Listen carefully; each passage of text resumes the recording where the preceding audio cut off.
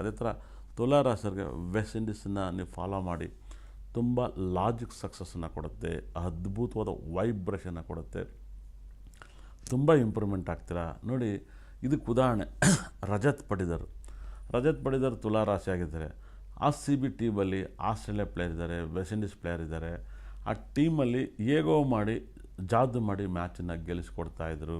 ಬರ್ದಿದ್ದು ಕೇಳಿ, ಜಾದನ ಅವ್ರಿಗೂ ಸಂಬಂಧ ಆಗಿ ಬರೋದಕ್ಕೆ ಲಾಜಿಕ್ ಮಾಡಿ ಅವ್ರನ್ನ ಕ್ಯಾಪ್ಟನ್ಸಿಟಿಲಿ ಗೆಲ್ಲಿಸ್ಕೊಡ್ತಾ ಹೋಗ್ತಾಯಿದ್ರು.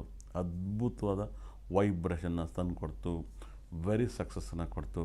ಅದೇ ಥರ ವಿರಾಟ್ ಕೊಹ್ಲಿಗೂ ಕೂಡ ರಾಹು ದಶೆ ನಡೀತೈತೆ. ರಾಹು ದಶೆ ವಿರಾಟ್ ಕೊಹ್ಲಿಗೂ ಕೂಡ ನಡೀತೈತೆ.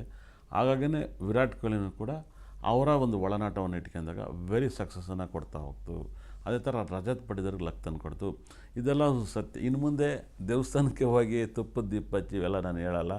ಇಂಥ ದೇಶರಿಗೂ ಇಂಥ ರಾಷ್ಟ್ರರಿಗೆ ಇಂತಿಂಥ ದೇಶವನ್ನು ಟ್ರಿಪ್ ಮಾಡಿದೆ ಎನರ್ಜಿ ಬರುತ್ತೆ. ಇದನ್ನು ಕೂಡ ನಾನೇ ಫಸ್ಟ್ ಪ್ರೆಡಿಕ್ಷನ್ ಮಾಡೋದು 100%. ಇದನ್ನು ಮತ್ತೆ ಯಾರೆಲ್ಲ ಕಾಪಿ ಮಾಡ್ತಾರೋ ನನಗದು ಗೊತ್ತಿಲ್ಲ. ಈ ಸಬ್ಜೆಕ್ಟನ್ನು ಸಖತ್ ಲಾಜಿಕ್ ಭಗವಂತ ನನಗೆ ಜ್ಯೋತಿಷ್ಯವನ್ನು ಎಳೆ ಕೊಟ್ಟವನೇ.